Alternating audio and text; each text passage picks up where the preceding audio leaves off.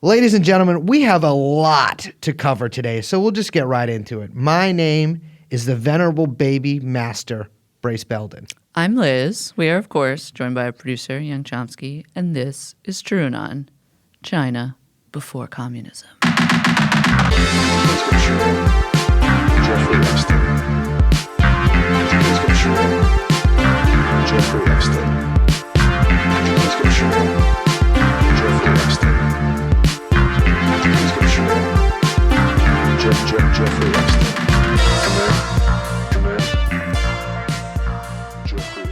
Ladies and gentlemen, if we want to explain to you what the fuck Falun Gong is all about, we actually got to start with a different gong here. And no, I'm not talking about the one that Young Chomsky is about to insert. I'm talking about Qigong. Qigong.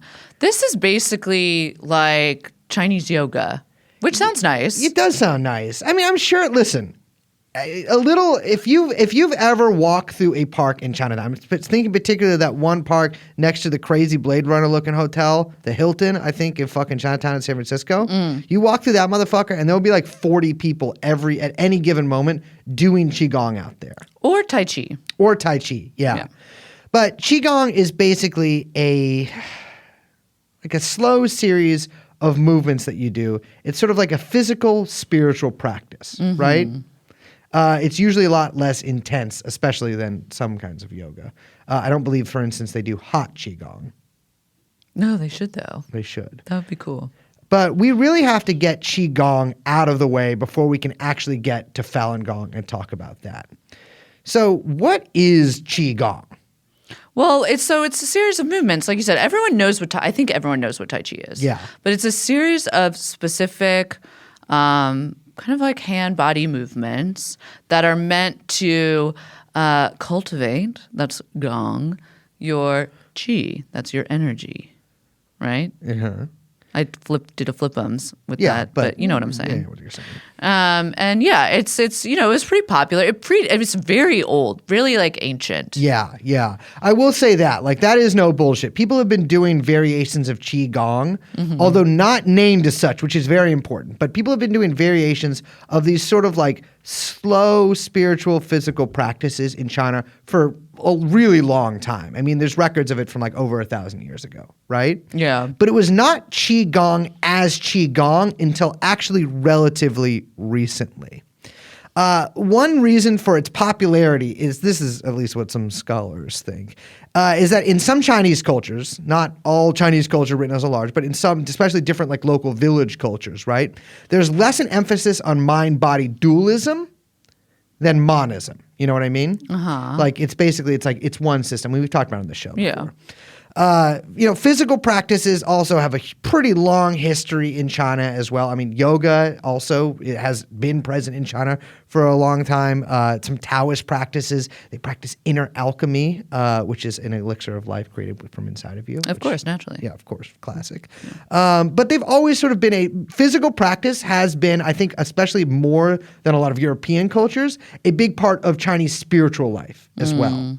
So there's also been, for a long time, ever since contact, like sustained contact with the West, but especially since the late 1800s, and I know that I'm probably painting with too broad a strokes here, but this is generally true, a real emphasis on scientizing and modernizing from essentially like the Chinese intelligentsia, right? I mean, China's a massive country with huge rural areas. And so you'd have these sort of like intellectuals or elites, but also intellectuals in the urban centers who would sort of decry the state of like the backwardsness of China and the backwardsness of rural village life in China, right? And be like, we have to modernize. We have to become like these Western countries. We have to become a real modern country.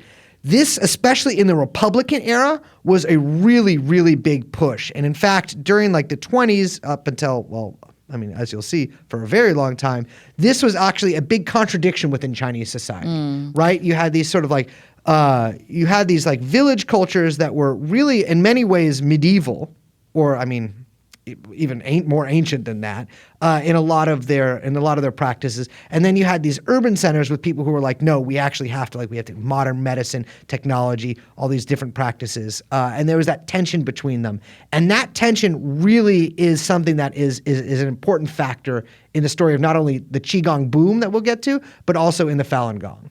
And in the revolution, right? Yeah. I mean, because Mao, everyone knows, or I think everyone knows, but, Mao obviously from the countryside supporting the peasants. Yeah. But the push was to modernize the state. That was. Absolutely. You know what I'm saying? It wasn't. So there was trying to, kind of resolve some of those contradictions by heavily industrializing. Exactly. And so, also a very famous part of the Chinese Revolution, right, is that Mao and the Red Chinese, the communists, right, they were sort of pushed out to these rural areas during the Civil War, these base areas, right? And in those base areas, not only did they have a civil war, but they also had a little Second World War going on too, between them and Japan, which the nationalists weren't really fighting. The Red Chinese had to fight. And they didn't really have access to a lot of modern medicine. And that was a big sticking point for the communists during the Civil War. Not like the nationalists had an abundance of Western medicine either, of modern medicine. And there was this sort of reliance, especially in the more remote areas, like the Chinese, the communist base areas that were very far away from supply lines or industrial centers. They really had to rely upon local techniques of healing. And of practices, essentially. Okay, 1949, right? Civil War ends. The good guys win. We've got fucking Red China. Unfortunately, it's 1949 in China, and there's also still not a lot of modern medicine, right? But in the liberated zone of southern Hubei, Communist Party cadre Huang Yaoting, who I'm no doubt pronouncing his name wrong, following the example of Liu Guozhen, who is another local Communist Party cadre, basically invent Qigong. Or they standardize Qigong. Qigong as such, to be clear, did not exist before 1949. It was just kind of a set of practices that everyone kind of knew. It was this is a little energy thing that you kind of do. Exactly, yeah. And it differed from place to place, sure. but it wasn't regional differences. 100%. But this dude, fucking Liu, let's just call his ass Lou. Lou is out there, and he's got all this shit wrong with him, right? He's a Communist Party member, he's a cadre who works in an office, but his fucking, I think it's his bladder's all fucked up, his kidneys maybe a little fucked up, and he goes and he does what becomes known very soon after as Qigong, and he fucking heals his own ass, right? Maybe it just went away on its own, but he heals his own ass. And like all good communists, party leadership was let's check this out. We should standardize this. 100%. Centralize, standardize. And so they have all these meetings. They're well, we can name it this, or we can name it this, or we can name it this. And they finally settle on Qigong. And they basically are listen, we can't get a lot of modern medicine, but we also sort of have to make the Chinese communists, of course, wanted to modernize the country, right? But also huge mass of the base of the party was the peasantry. And so they sort of had to, figure out these contradictions, right? Yeah. Between a lot of peasant practices, oftentimes superstitious practices, and this modernizing impulse and to create a modern industrial state, right?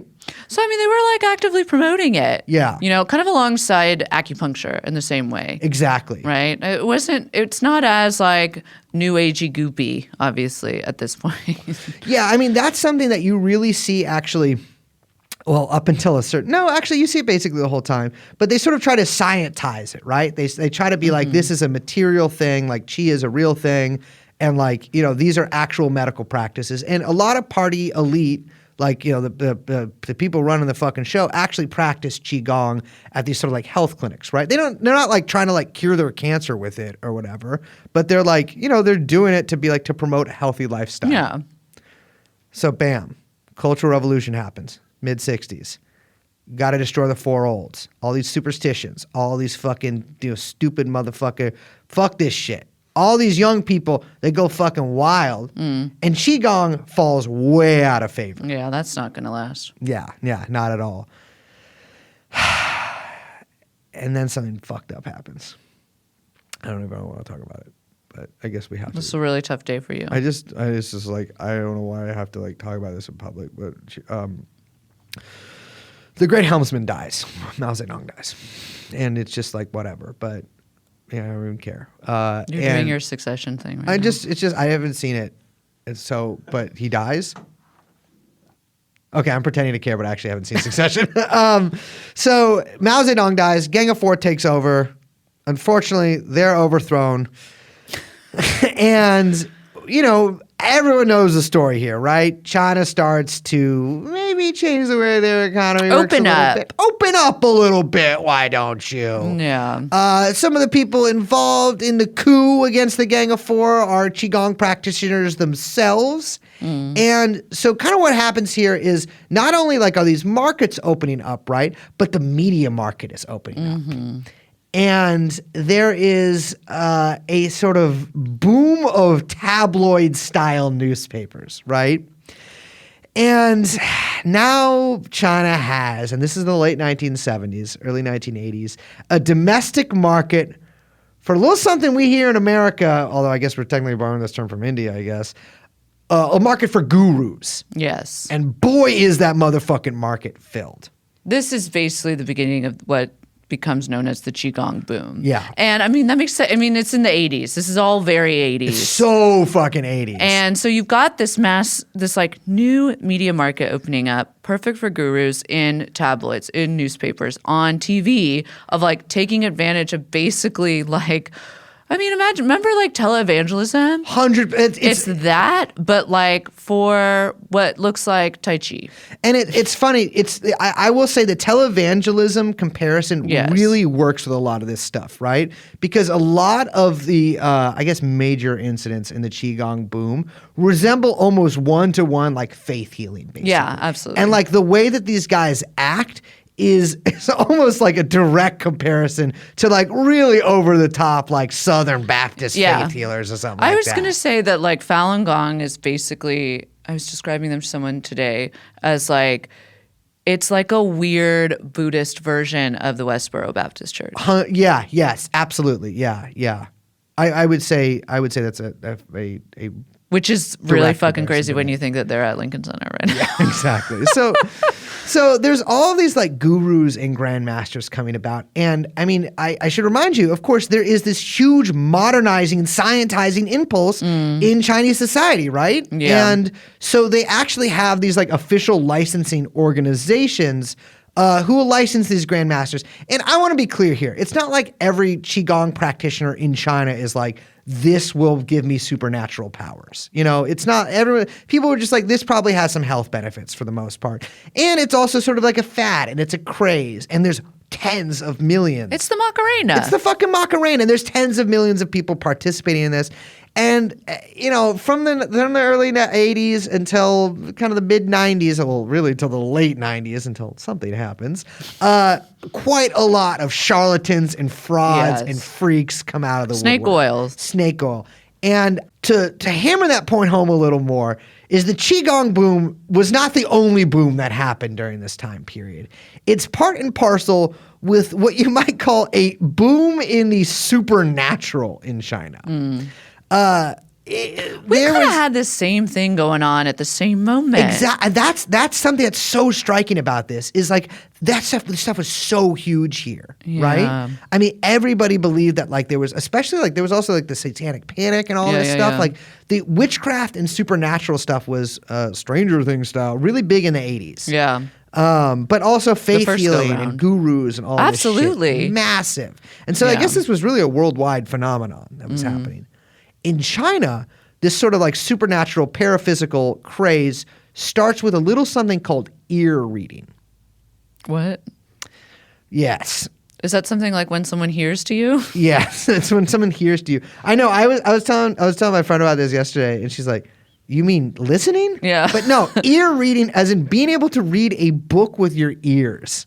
So the basically the first report of ear reading occurs with this child named Tang Yu in 1979 is like reported in all these sort of tabloid style newspapers as being able to read through his ears. And all these other really similar reports start popping up throughout China. Basically, like it's like Bat Boy shit, Weekly World News, right? Yeah. I touched Jesus when I half died. Exactly. Or Yeah, whatever. yeah. I don't know what that movie I is. touched Jesus and I have died? No, you know about all the stories of the kids like, oh, I died for like 2 minutes and I touched Jesus. Colton Burpo. Yeah, exactly. Wait, weren't we gonna do a Burpo? I think we're going to do a Burpo episode, but I also want to do an episode on I just wanted to say Burpo. a book that I read at Monarch called A Child Called It. Burpo. Which is A Child Called It, which was like a similar thing, except he was like a fake abused child. Like he just made it all up, and his like sibling and his parents were like, what are you talking about? You had a normal life.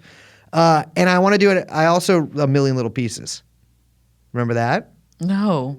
James Frey, the Oprah who guy? now owns a massive esports company, which is really, that's kind of failing Esports upwards. is so crazy And to me. Oprah apologized to him.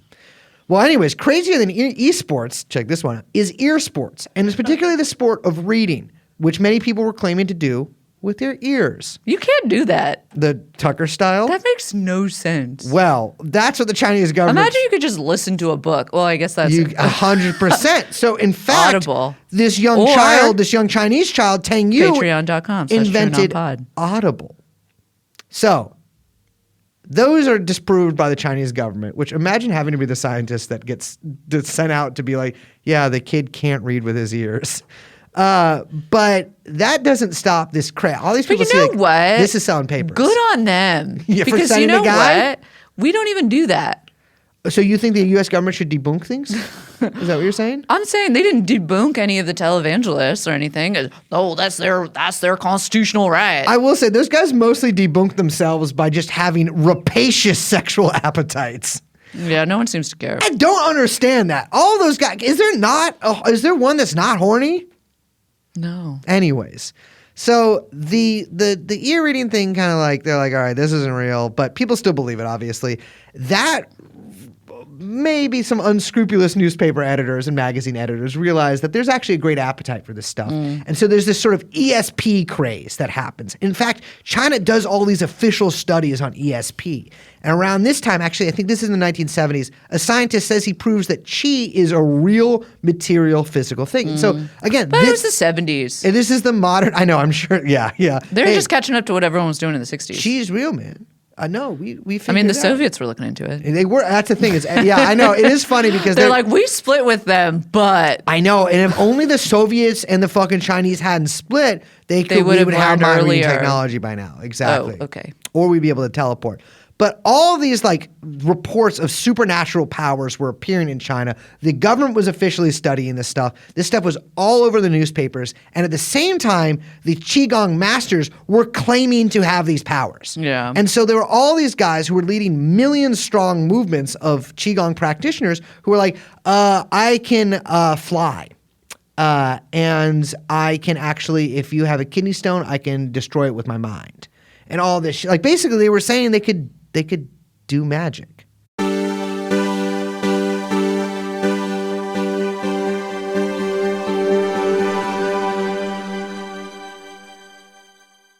So the Falun Gong was one of these groups, Yeah. but not obviously the only one, right? Like you said, there's a bunch of these groups popping up everywhere. Yeah. And the founder of the Falun Gong is one of these guru types. 100%. There are some things that differentiate him from some of the others, but he is absolutely part and parcel with the rest. Yeah. Yeah, his name is Hongzi.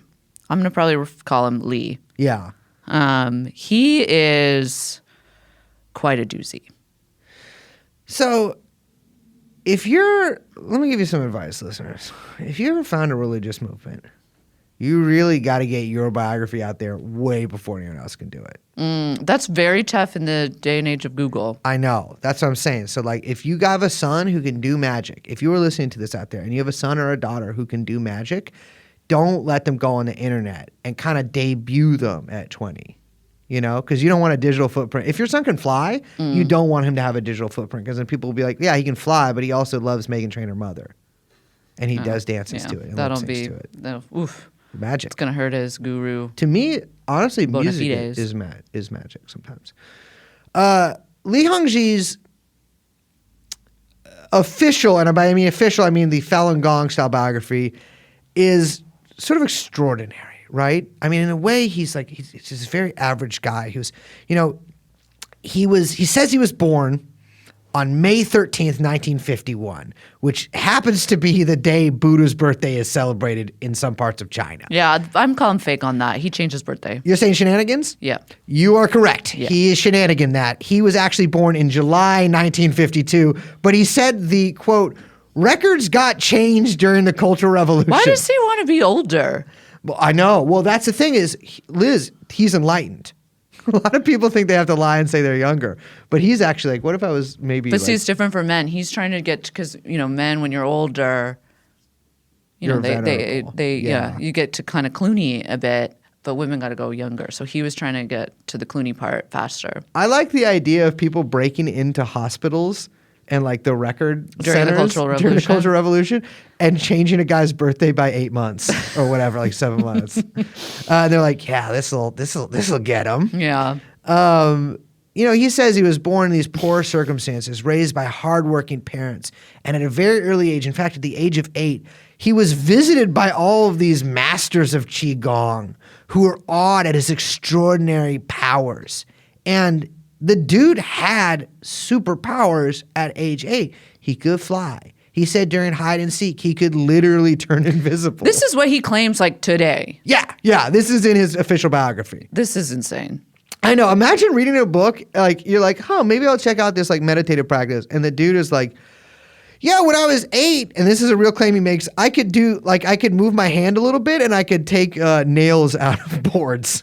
What if you're like, man, it was nice hanging out with Aunt Cheryl in New York City for the weekend, and we caught a production of Xinyan. Maybe I'm going to look into like this book I picked up at the show and talk to Aunt Cheryl about it at Thanksgiving. And then you see, oh, he says he could fly. He says he can fly. And that is something that like this dude, it's not just like, sometimes you tell people you're like, yeah, I graduated college or whatever. Like, yeah, no. Like, I'm kind of like the manager at the H&M or whatever. Like, you tell a little white lie at a party, and then like you're like, fuck, no, I shouldn't have done that. Lee says he can fly all the fucking time. Yeah. And I gotta tell you, and this is my thing, anybody who can fly out there, show me air. Give me an inch. They can't do it. They can't do it. If anybody listening to this can float an inch off of the ground. You know who says they can do it? Who? The Transcendental Meditation. Really? Yeah. They say they can fly too? It's not flying, but it is like a kind of hovering situation. Wait. They say they can hover? Yeah. But I think it's when they're sitting. I don't know. I'm not totally sure. Like, But yeah. do you think David Lynch thinks he can hover? Today, I'm going to put these panties in my mouth. I feel like he's talked about it, but I could be wrong. He has a whole book on this. I know, but who's going to read the David I Lynch? didn't read it, and I've said this before on the podcast. You got to listen to it because you know who narrates it. Who? David Lynch. Oh, well, yeah. I get a stupid Great question voice. on my part. Wait, you listen to the David Lynch TM book? Yeah, of course. Yeah. Fishing with, what is it? Fishing with, yeah, catching the big Flowers fish. for Algernon. I was going to call it Fishing with Water. Fishing with water is a really good. That's the name of a Shenyang dance. Yeah, it fully is. The Chinese government did a little bit of debunking on this motherfucker. And basically what we find out is that his parents actually divorced at an early age. They're like pretty normal parents. He couldn't fly. What? All of the grandmasters he said visited him, it seems that he made them up. Like they don't even exist in reality, let alone visited him. He dropped out of school during the Cultural Revolution, respect. But I mean, school is basically, I will say this, China, we love it. They just were like, you know what? School's out for 3 years. Go nuts. He goes, we don't really know what he was doing during the Yeah, but Cultural then they got to Revolution. deal with this shit. I know, exactly. That's true. He was probably flying all over the place during this point. Yeah, they're like, try to keep him in school. You can't. He can just fly away. Well, this motherfucker apparently learns the goddamn trombone.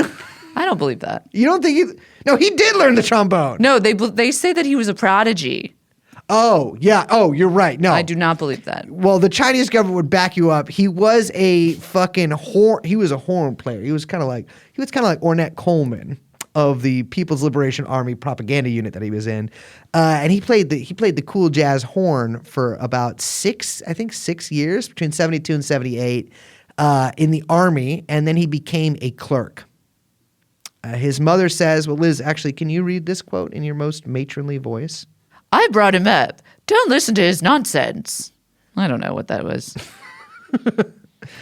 Well, in the 1980s, he makes his mark, and he starts actually studying among real Qigong like practitioners and masters.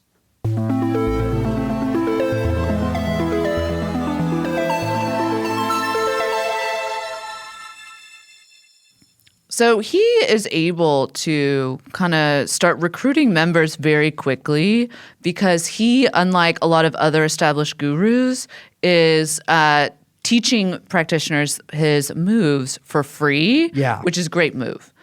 100%. Yeah. Just to undercut the competition. And he's like, I'll make so much money from merch, because he does start selling merch pretty quickly. Yeah. I'll make so much money from merch that I can just have the free, I'll get him in the door this way.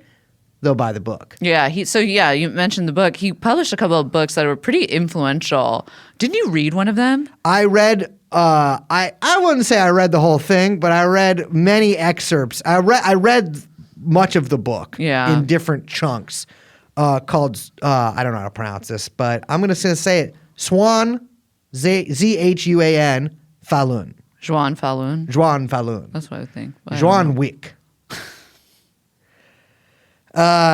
They were selling that at the merch booth. The 15-year-old funky white boy was selling that at the gig we went to. Yeah, so his group, Falun Gong, I mean, it starts taking off. Yeah.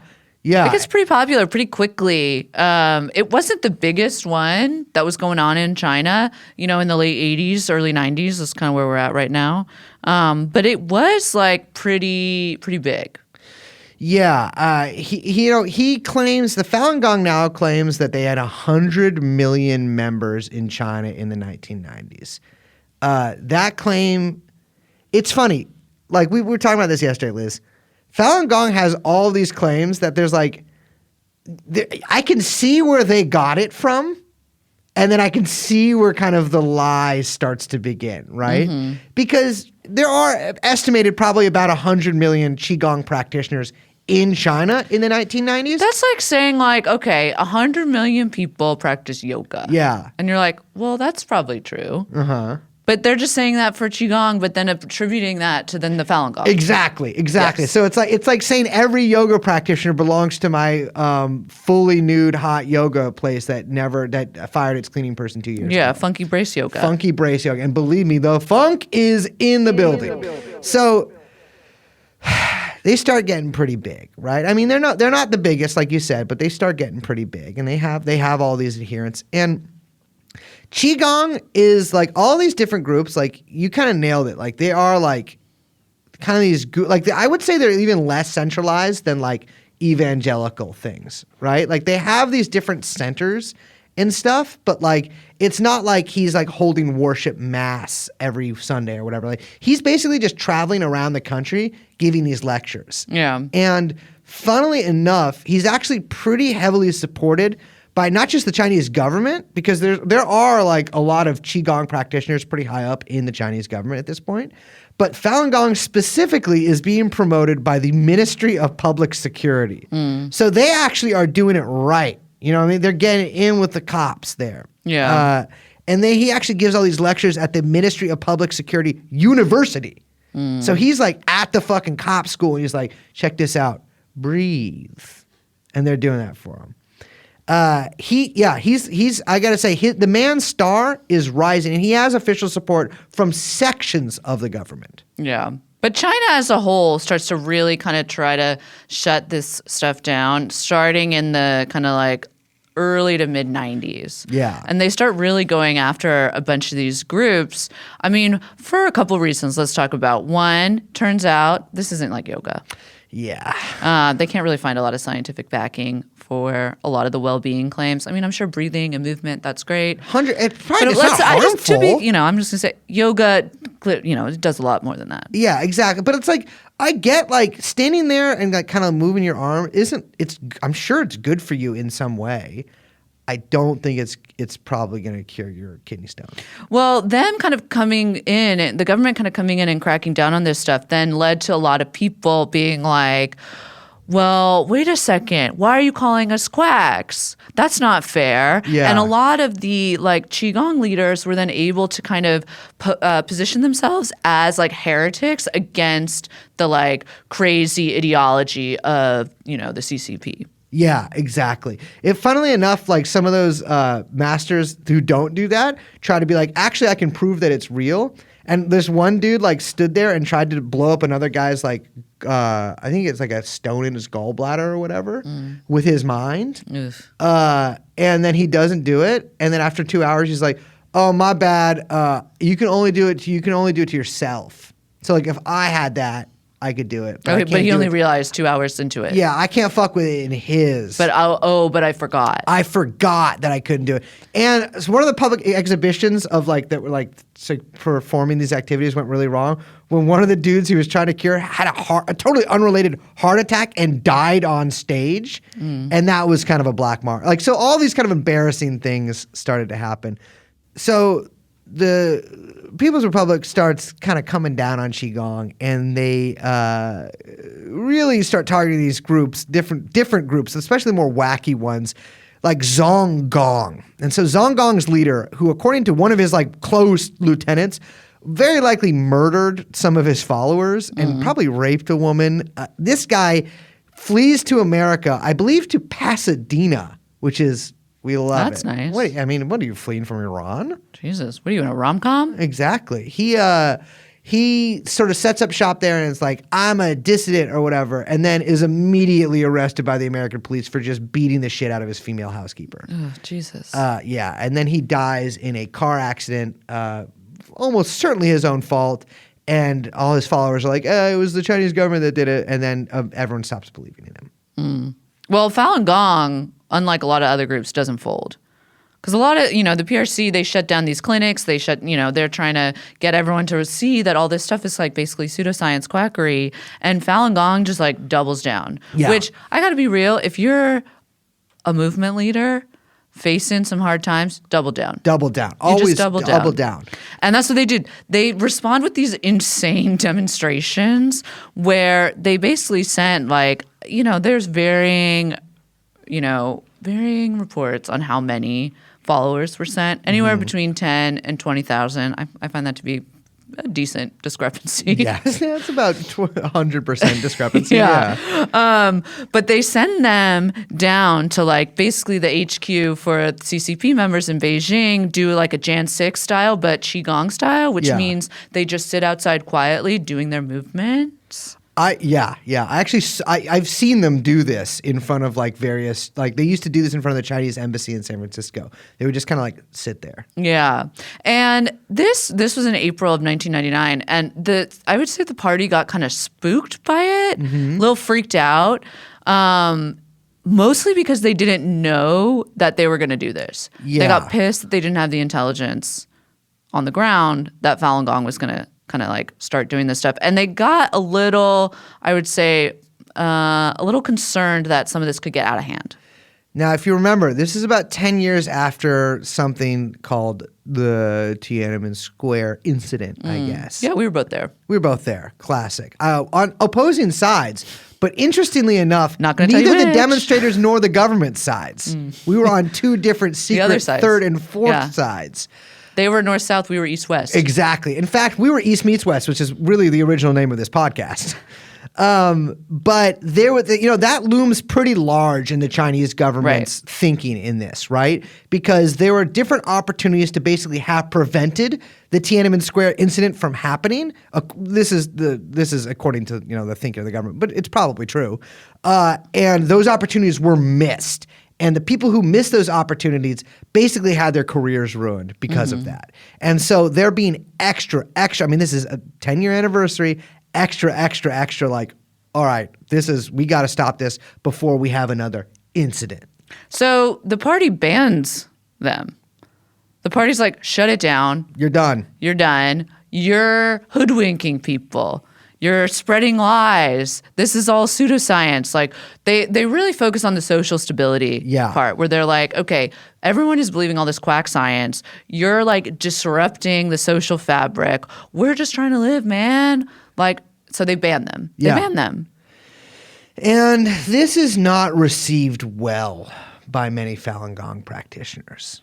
And we actually have a pretty notorious incident, which, funnily enough, if you read almost any Western reporting that's not contemporary from this period, because this was reported on in the period, but like any contemporary Western reporting, this is never mentioned. But at this time, in Tiananmen Square, 7 Falun Gong practitioners travel quite a distance to get there and then set themselves on fire. They immolate themselves, including, and this was a really big deal in China at the time, a 36-year-old woman douses herself on gasoline and sets herself on fire. She dies, but her 12-year-old daughter she douses in gasoline and sets on fire lives.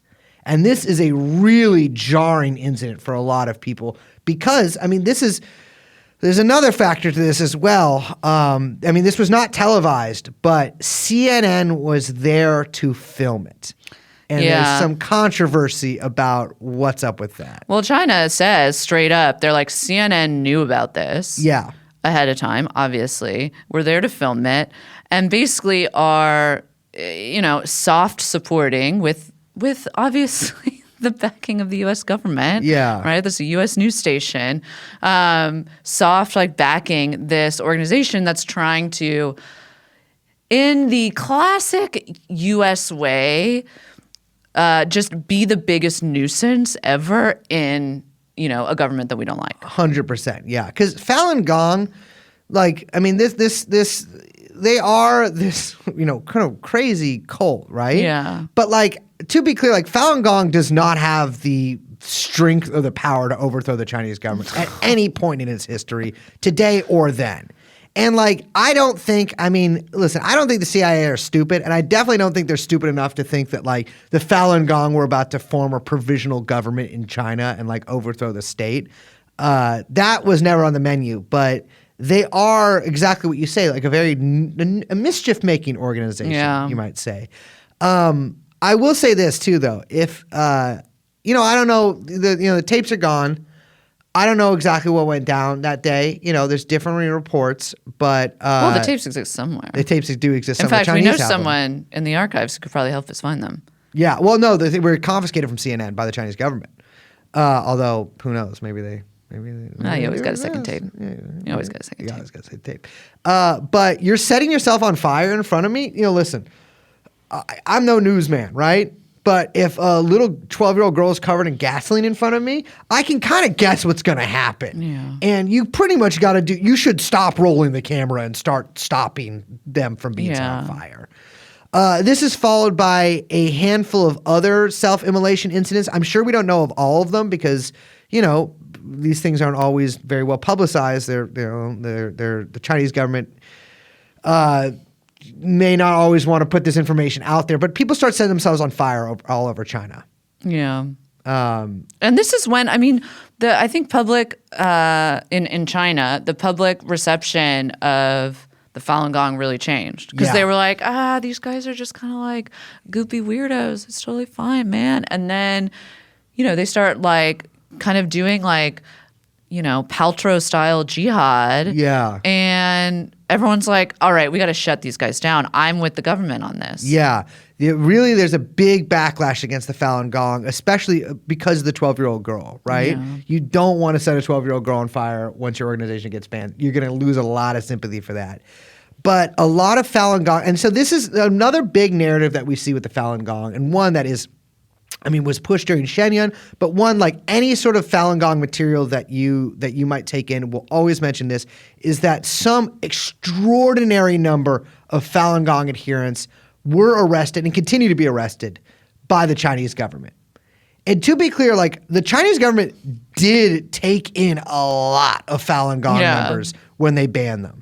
The whole thing was that they claimed they were trying to do that. And again, like this is we don't have a lot of insight on this, right? Like the Chinese government has, for probably pretty obvious reasons, not like published a ton of stuff about this, but we do know, dribs and drabs that you can sort of see through the propaganda from the Falun Gong and like see what probably happened is that they took in a lot of people and put them in these sort of deprogramming courses. That lasted anywhere from 6 months to a year, sometimes less, sometimes more.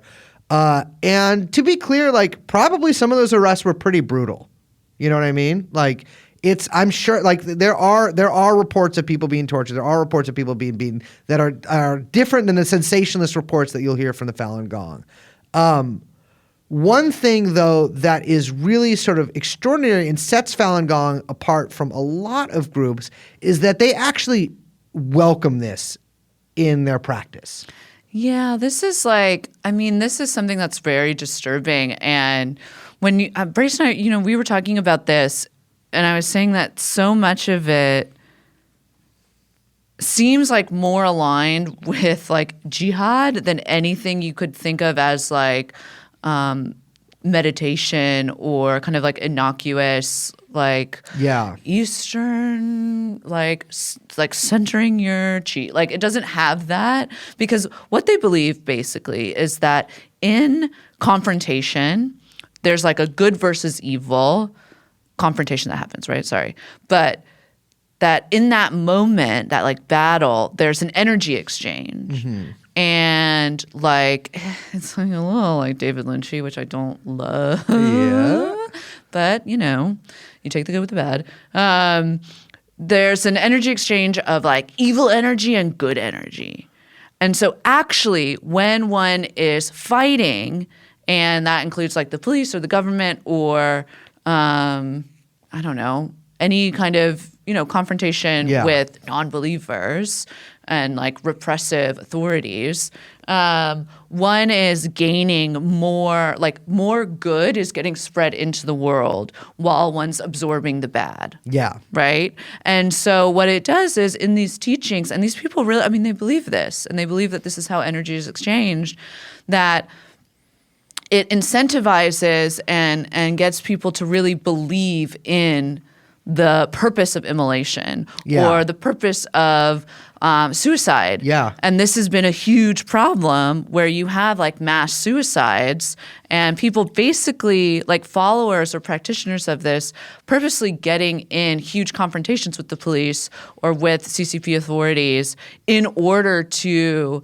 like really injure themselves because they believe that is the way that, you bring about what will be a kind of like apocalyptic reign that will bring about, everyone going to heaven except for the communists. And spiritual purification for yourself. Yeah. And so there were a lot of suicides of Falun Gong practitioners in the labor camps and the sort of re-education facilities as well.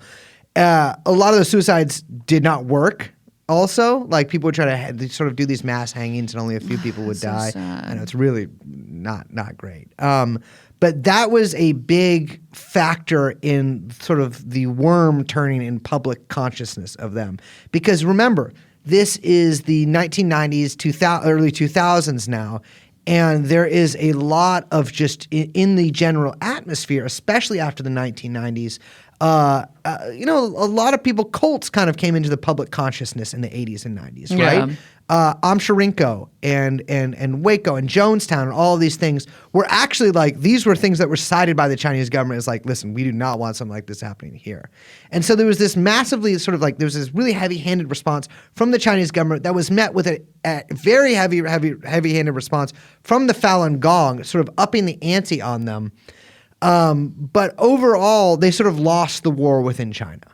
Like Falun Gong ceases basically to exist as an organization within China.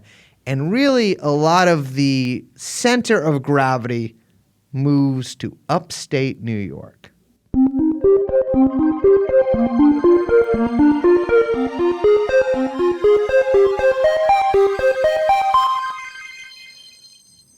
So, 1999. Lee has actually already moved to America. Yeah, he moved. He set up shop. He anticipated the crackdown and was like, I'm going to go to safer waters. Yes. Get out of here. What better place than upstate New York? New York City, baby. He got tired of being a fashion consultant in Manhattan and just moved up. And so, China banning the Falun Gong was a pretty big deal in the international press, right? I mean, one thing that you learn if you know a little bit about China and you know a little bit about the media is that you can basically say whatever the fuck you want about China. Oh, yeah. And not only will people believe you, they'll be like, hey, I should write that into my congressional bill that I'm putting out on the floor of Congress where I'm going to demand that everyone listen to me and sign it into law. Yeah, exactly. You know what? Actually, you know what we're doing here with these episodes, Liz? We're actually being disinformation researchers because the Falun Gong are one of the biggest fonts of disinformation you can find outside of Yeomni Park or whatever that fucking North Korea. By the way, that chick, the North Korean broad, you know what I'm talking about? She's pretty one. Well, after her. Wait, which one? She's oh the no, one I who was got, thinking of the Kim Jong Un's. Oh, his sister. His sister. Yeah. Oh, yeah. No, she's natty. She's natty. Oh, you're talking about the one who is the dissident. She's like all the Young Americans for Freedom conferences. Right. I left the regime. So crazy. Yeah, she shit. says crazy. She's like, shit. if there was a recently article. She's like, or like maybe just a clip of her, but it was being like passed around that she was saying that if you have dust on a portrait of Kim Jong Un, you will be executed in your home by the police. But people believe that. People, it's just like people are just like, of course, yes, of course. that's you know true. what? The dragon rises. Oh my God, no dust. The Korean dragon rises. Yeah, no dust. You can't. Yeah, but she has gotten so much crazy fucking surgery done. It is I will say that is as much as the influencer that I heard talking about her surgeries this morning at the hair salon. Well, Yeomni is looking a little better than her. Oof, my lord, was she just yelling about something called air sculpt? You should shout her name out on here. I will not because I keep it right, keep it tight. But I don't know what air sculpt is, but apparently you got to go under. I'm just imagining somebody putting like one of those like airbrushing things on you. I'm just thinking about Airbud doing plastic surgery. Okay, well, that's a totally different direction. This dog could be a doctor? I said there's nothing in the medical. There's nothing in Grey's Anatomy that says a dog can't do surgery. Yeah. All right, so that would be great. Lee's funky ass ensconced in the bosom of upstate New York. 99 happens, the big ban happens, and all these Western news organizations are like, we found our new dude, right? Yeah. We found our new Dalai Lama. And another guy who shout visited out to shout out to the Dalai Lama. Shout out Dalai Lama. Also, shout out Dalai Lama, upstate New York, hanging out with Keith Raniere from Nexium. By the way, fuck the Dalai Lama. Yeah. I'm just saying this. You pay this guy's job. You just give him like $50,000 and he shows up to your fucking weird pedophile compound and the photographer takes a picture of him laughing with you. This motherfucker is the most. He will laugh at anything anyone says. Don't call the White House a pedophile compound. Okay, well, yeah, fair enough. But he's like, the CIA is probably been sick of this guy by now. It's like, all right, shut the fuck up. He's old as hell. He just says any old shit. By the way, he's just a guy. Yeah, he's just a guy. Also, China has their own Dalai Lama, which is, I think, is really funny. I like how they always have their own version of one. Yeah, they're like, well, we got one too. Well, we got one also, yeah. There's another Dalai Lama, but he's in China. So anyway, well, he's not I think he's a different Lama, but he's the equivalent. Yeah. So Lee leaves in America. There's all these like press is like focusing on Falun Gong, and they're like, oh, wow, Buddhism and these meditative practices, they're like Taoists or whatever. And they start doing interviews with Lee, and he starts saying some crazy shit. Which no one really has a problem with. Yeah. By the way. Which is very weird. Yeah. It's like people are always like, well, okay, he thinks he can fly, but his numbers are right. Like, oh, well, this guy says that actually interracial children have a problem going to heaven because heaven is segregated by race, and if you're two different races, your soul doesn't know which race to hang out with in heaven, and you're sort of stuck in purgatory. Oh my God, that's crazy. People are like, okay, well, worst high school experience ever. That sounds a little weird, but maybe he's right about all of the stuff he says about China. Are you fucking stupid? The stuff in this the interview, Time has taken this down. They have? Oh, yeah. You have to go through the Wayback Machine, but even recent Wayback Machine versions of it do not exist. So you got to go back. A bunch of reporting about the Falun Gong from the late 90s, early 2000s has been taken down because there was a big snafu where a bunch of politicians, and I think like Willie Brown also. Shout out Willie, warned about 9/11. Remember that? Forgot about that. Yeah. Oh, that man is definitely capping. More ways than His one. cap says Domer. Yeah. But a bunch of politicians in the Bay Area were basically like, they nominated Lee to the Nobel Peace Prize. And then sick. Mercury News, which all of this reporting has been taken down, but Mercury News was like, oh, have you guys actually like read some of the stuff that he said? Like he was like, oh, homosexuality is like the worst thing in the entire world. He hates gay people. No race mixing, not even in heaven. Yeah. And all these like politicians were like, whoa, whoa, whoa, whoa, whoa. I never said anything about that. It was just about the China stuff. So there was like a bunch of egg on their face. It was very funny. But the stuff in Time Magazine that he says, the national publication Time Magazine, is fucking cuckoo bananas. He's like, here's a quote. Lee believes the ancient art of Qigong So sick. can endow practitioners with superhuman powers. The world is in chaos today because the human race has been invaded by aliens from other planets who hope to challenge mankind through scientific means, especially through human cloning. I will say this, Lee, I am with you on one thing.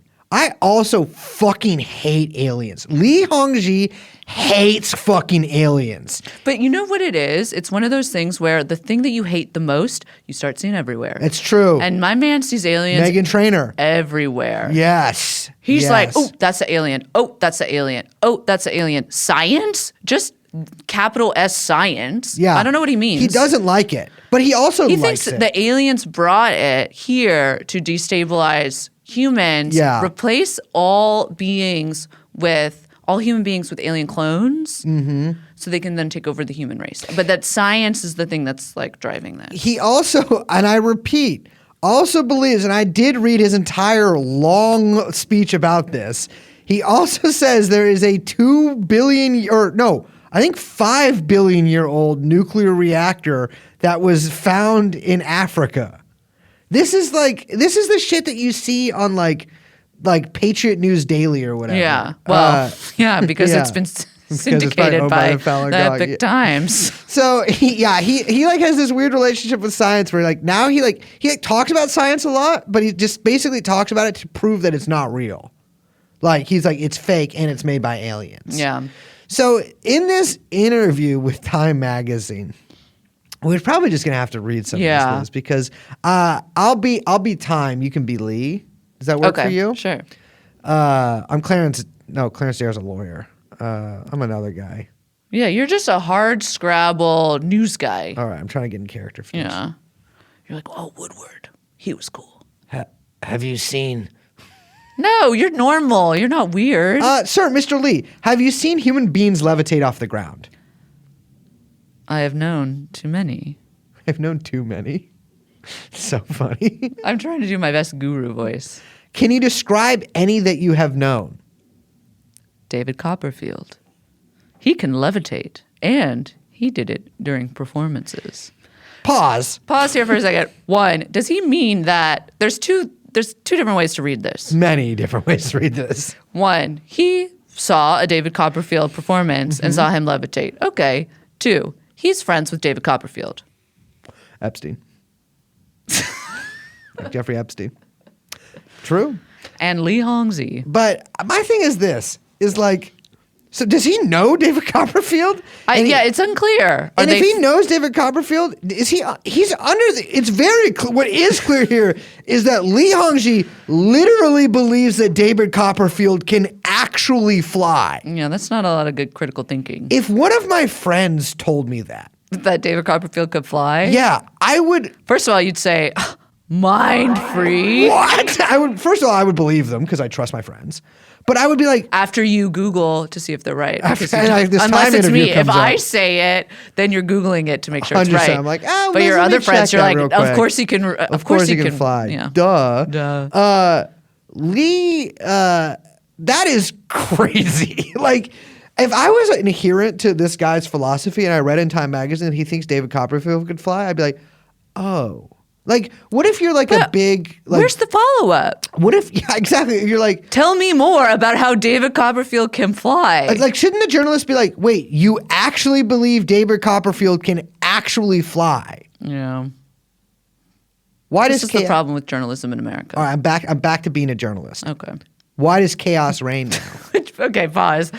Crazy ass question Crazy for ass a questions. journalist. That's crazy. You know what? He's working for. Here's a tip when you're, hey, kids out there, you want to become a journalist? That's the only question to ask. Me interviewing Megadeth in Kerrang! Magazine in 1987. Hey, why does chaos reign now?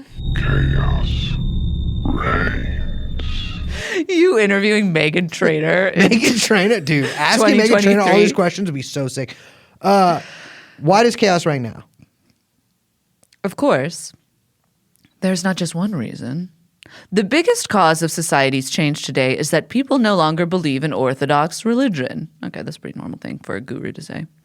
They go to church, but they no longer believe in God. They feel free to do anything.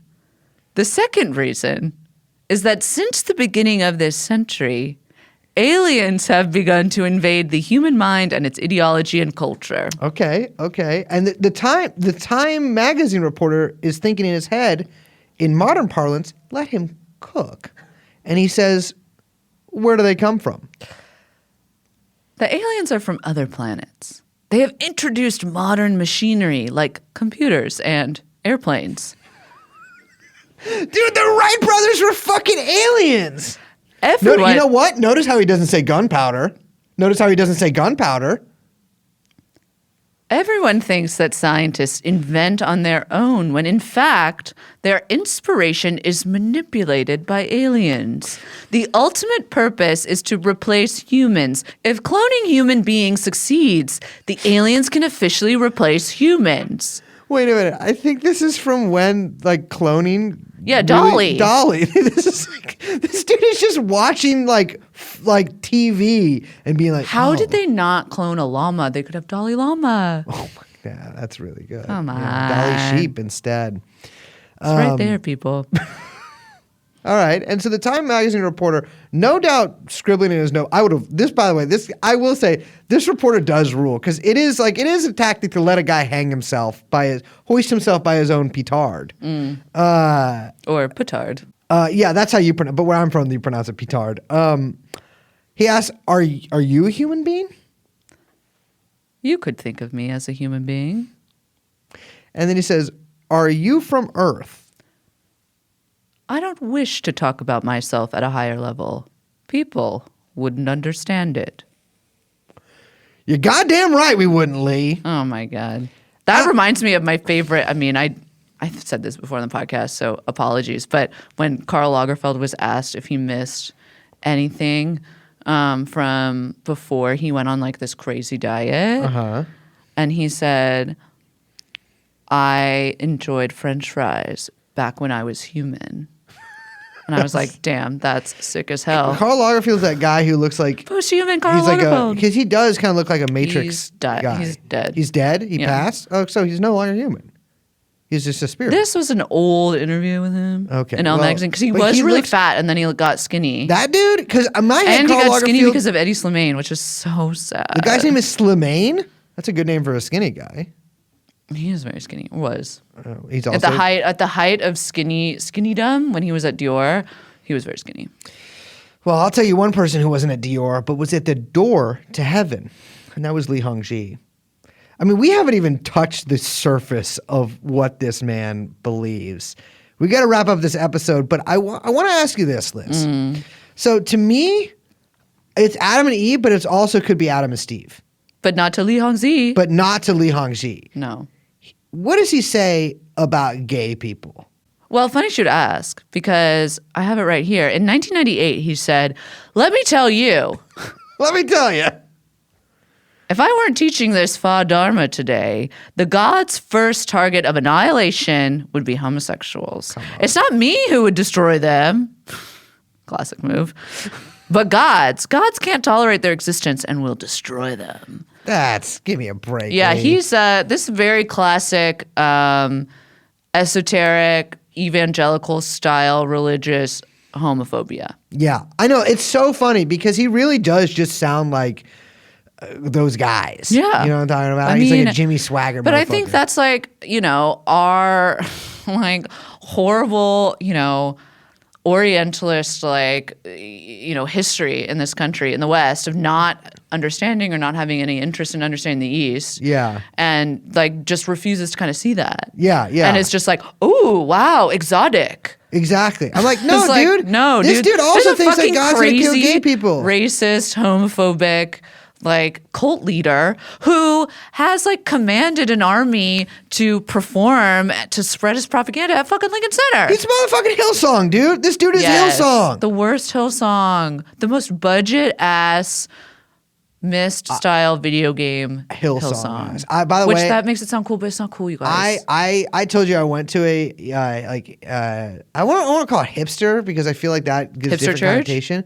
I went to like a Justin Bieber style guy church in LA. But it wasn't Justin Bieber's. It wasn't was Justin it? Bieber's church, no, Oh, no. But it was a because his church? Hillsong style church I went to once in downtown LA. It was crazy. Have you Was guys it been the- to church before? Was it? No, but which one was it? Do you don't I remember? don't remember what it was because I called. remember like when I lived in LA, there was. I mean, this was a while ago, but there were a bunch of people that from like Santa Barbara that were like trying to get other people to kind of go into that. It hipster looked church. like there's a people you lot of knew. hipster churches in LA, Hillsong style church, like before LA. Donda. Oh yeah, it was not Donda was crazier. Donda's Yeah, like Sunday service. Karl Lagerfeld down like hipster styles. You know what I mean? This was just like a guy who clearly had just been like a normal evangelical guy until 10 years ago, who now wears super tight pants and like crazy sunglasses. The Bieber church is really weird. Hillsong, yeah. I mean, they made that. Apparently, the documentary wasn't But very just, good. I thought but- I thought he was on a different church now. Oh yeah. That made him. Because the guy like left Hillsong and he's with his church, but I've heard some weird stuff about some things that some brain science stuff they do. Some brain science stuff they do that might have Yeah. had Justin Bieber and his wife both having fucking strokes. That's so weird. That's- How yeah. come no one's looking into that? Well, I don't know, because I can't really look into somebody else's stroke from like afar. No, you can look into the church though. Could look into the church, but we got to find out what it's called first.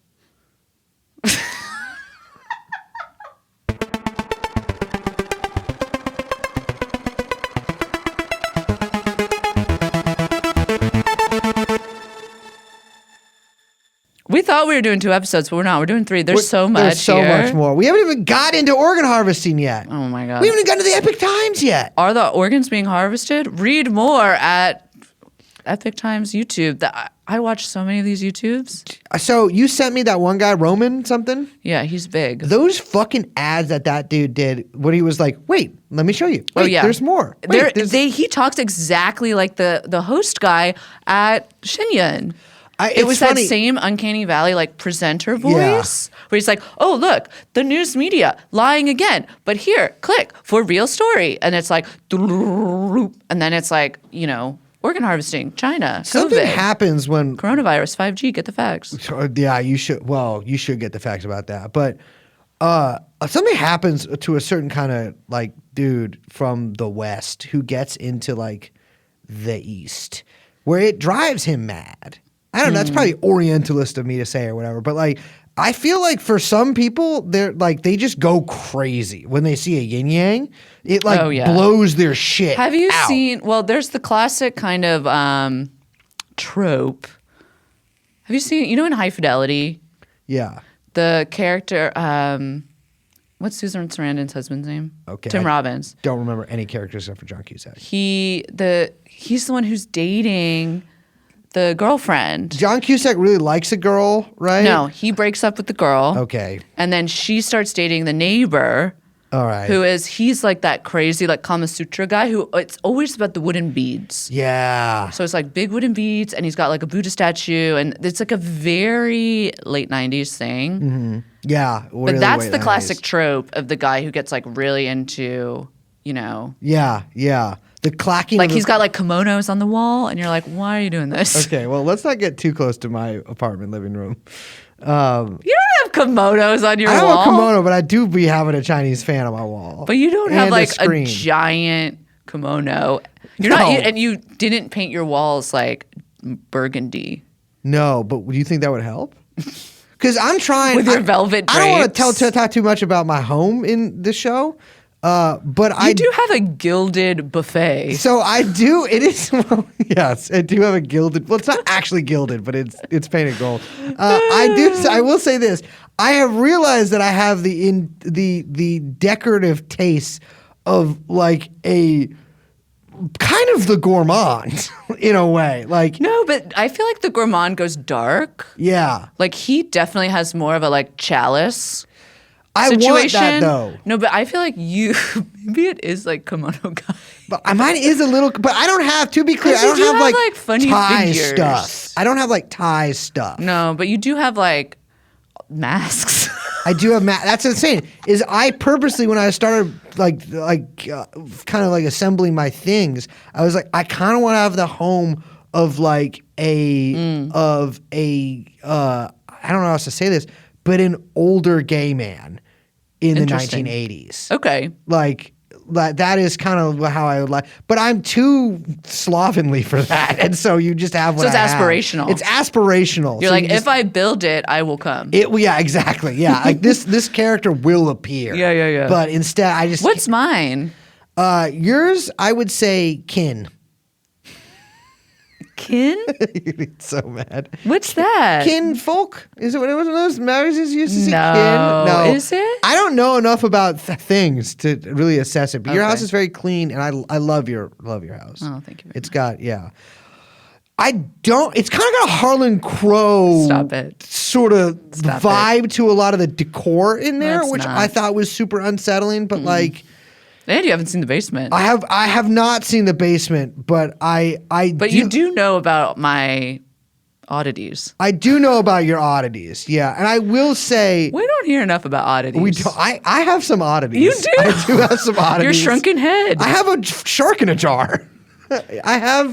I do have some shit. Here's what I'll say. I think that that's like a fun direction for you and go with God on it. Yeah. Don't let it tip over into Ghislaine. I won't let. No. You know what I'm saying? It's nothing I have is sinister. Nothing I That's have is true. sinister. But you know what I'm talking about. I know what you're talking about. That Yeah. guy on the wall. And just, the drapes, the dark. Well, you know me. You know I don't have the wherewithal to cover my windows. Yeah. I have binoculars by them. Yeah. And I do be looking in my neighbors' apartments. I will say this. I look at my neighbors' apartments basically every day with binoculars. Clip that. Let's put that on the internet. I'm not even joking. I do that. That's freaky. Don't do that. Not girls. That's not cool. I'm not even kidding. Remember I had night vision? Oh my God. Okay, so let's wrap this up. But it's only guys that I look at, and they're not naked. I'm going to be clear. I don't look at naked people, but I peep. I'm not a peeping Tom, but I do look. Okay. We do have another episode. We got to talk about the epic times. We got to talk about the organ harvesting. Hey, you know him, you love him. Donnie T, he shows up. Holy shit! Yeah, Donald Trump is all over this motherfucker. Stephen Bannon, Yeah. little freak. By the way, that guy's got to hang out with some more normal Chinese people. Every Chinese guy I know is just a normal guy. Every Chinese guy Steve Bannon knows is the biggest Is fucking psycho. freak in the world. Yeah. And also like a crazy rapper. Yeah, which, by the way, Silvergate. Yeah, I know. All right, let's wrap this up nope, not going to say that. My name is Brace. I'm Liz. We are, of course, joined by producer Young Chomsky, and this has been TrueAnon. We'll see you next time. Bye-bye. Let's go shoot. Jeffrey Epstein. Let's go shoot. Jeffrey Epstein.